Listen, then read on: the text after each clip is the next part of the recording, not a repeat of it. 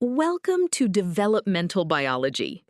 Today, we are exploring a fascinating and critical event at the very beginning of life, fertilization. Specifically, we will look at how an egg cell protects itself from being fertilized by more than one sperm, a fatal condition known as polyspermy. Imagine a highly exclusive VIP party where only one guest is allowed inside. The moment that single guest steps through the door, the security guards instantly lock it and build a brick wall to ensure absolutely no one else can get in. The egg acts as this ultimate security system. Let us dive in and see exactly how it achieves this remarkable feat. Now that we know our topic, let us understand what polyspermy actually is and why the egg must prevent it. In normal fertilization, a single haploid sperm merges with a single haploid egg. This union creates a diploid zygote, which has the correct number of chromosomes, exactly 2 sets, to develop normally. However, in environments like the open ocean, a single sea urchin egg might be surrounded by thousands of swimming sperm. If more than one sperm manages to enter the egg, a condition known as polyspermy occurs. Instead of a normal diploid zygote, you get a triploid zygote containing 3 sets of chromosomes. This might sound like just a bit of extra genetic material, but as we will see next, it is absolutely disastrous for the cell. Building on that definition, let us look at exactly why polyspermy is a matter of life and death. The problem is not just the extra chromosomes. Every sperm cell brings along its own centriole, which is the engine that organizes the cell's division machinery. When multiple sperm enter, you get multiple centrioles. These extra centrioles build a chaotic, multipolar mitotic spindle during the first cell division.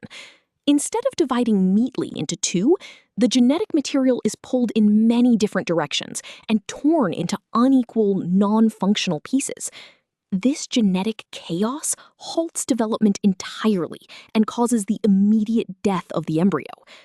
To survive this massive assault, the egg employs 2 distinct defense systems, which we will explore right now. Knowing the fatal consequences of polyspermy, let us examine the egg's first line of defense, the fast block. Think of this like an electric fence that turns on the exact millisecond the first sperm touches the egg. Before fertilization, the egg sits quietly with a negative electrical charge on the inside, specifically around -70 millivolts. It is like a resting battery. But the moment the very first sperm fuses with the egg membrane, it triggers an alarm. Specialized sodium channels in the egg membrane rapidly open up. Because the ocean water outside is packed with sodium, these positively charged sodium ions instantly rush into the cell. This sudden influx of positive charge is the key to the fast block, changing the egg's electrical state in a flash. Following that rush of sodium ions, let us see how the electrical shield actually stops the other sperm. The massive influx of positive sodium ions shifts the egg's membrane potential from -70 to a positive value, typically around +20 millivolts. This rapid depolarization happens incredibly fast, within just 1 to 3 seconds of the first sperm fusing. Why does this matter? Because sperm membranes are biologically programmed to only fuse with membranes that are resting at a negative potential.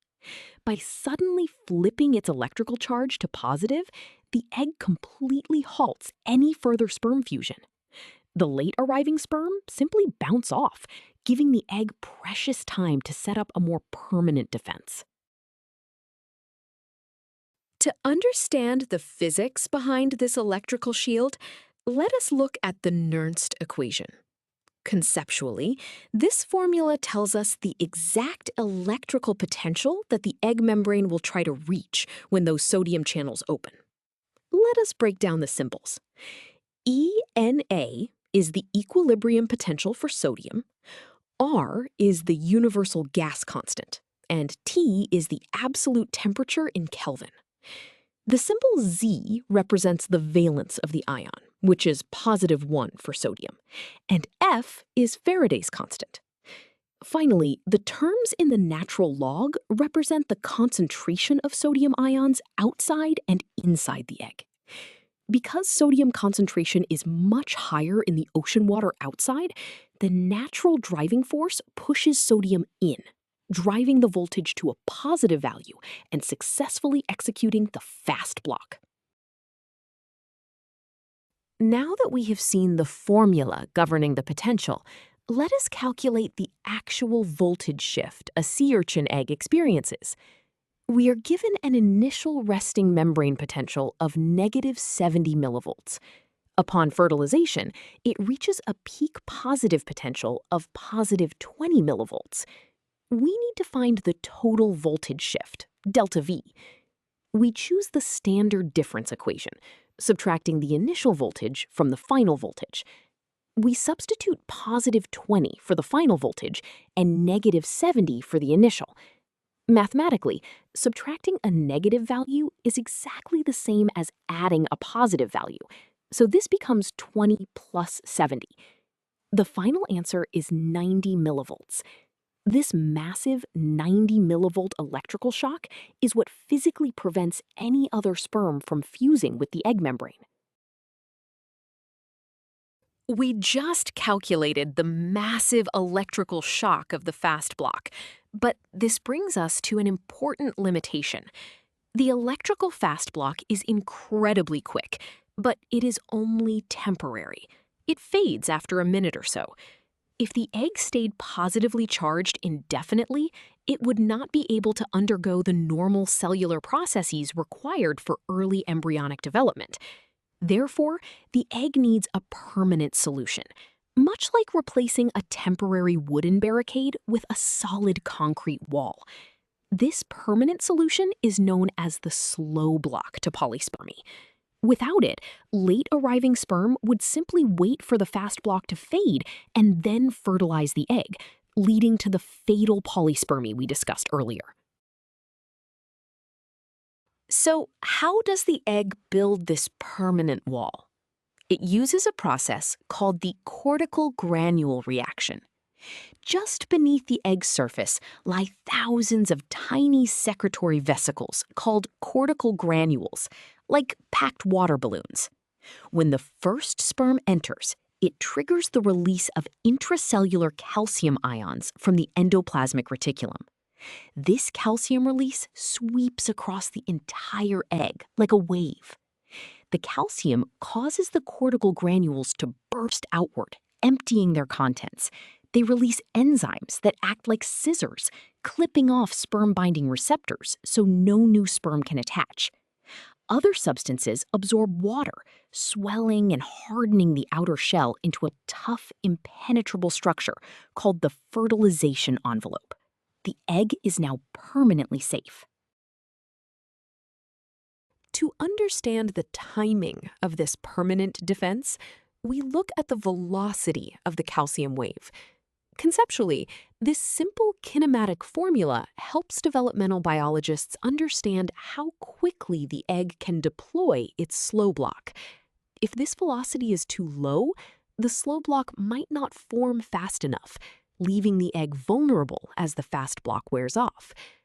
In this equation, VCA represents the velocity, or speed, of the calcium wave. The symbol D stands for the distance the wave travels, which is typically the total diameter of the egg. Finally, the symbol T represents the time it takes for the wave to cross that specific distance. A higher velocity means a faster, safer deployment of the fertilization envelope. Now that we have our velocity formula, let us determine how fast this protective calcium wave travels across a sea urchin egg. We are given a total egg diameter, our distance d, of 100 micrometers. It takes exactly 20 seconds for the calcium wave to reach the opposite pole, which is our time t. we need to calculate the velocity. We choose the standard velocity equation, distance divided by time, because we need the rate at which the internal alarm system spreads. We substitute 100 micrometers into the numerator and 20 seconds into the denominator. Dividing 100 by 20 gives us our final answer, 5 micrometers per second. This rapid pace ensures every cortical granule is activated before the temporary fast block dissipates. Having calculated the speeds and voltages, let us bring it all together visually. On the screen, you see a schematic of the egg divided into two halves, representing the two defense phases. On the left, we see the fast block. Notice the first sperm fusing, which triggers that rapid influx of sodium ions. The voltage label shows positive 20 millivolts, and you can clearly see the other sperm being electrically repelled. Now look at the right side, showing the slow block. You can see the internal wave of calcium ions triggering the cortical granules. Watch how they fuse with the membrane and empty their contents outward. This creates that thick, dark outer ring, the fertilization envelope, which acts as a permanent physical wall, blocking all remaining sperm. We have covered the full topic of how an egg protects its genetic integrity. Let us review the key takeaways. First, polyspermy, the entry of multiple sperm, causes genetic chaos and is fatal to the embryo, making these defenses absolutely essential. Second, the egg's first response is the fast block, a rapid influx of sodium ions that instantly changes the membrane's electrical charge, shocking away additional sperm. Finally, because the fast block is temporary, the egg deploys the slow block. A wave of calcium triggers the release of cortical granules, building a permanent, impenetrable physical wall called the fertilization envelope. Together, these two brilliant mechanisms ensure that only one sperm contributes its genetic material, safeguarding the future of the developing embryo. Excellent work today.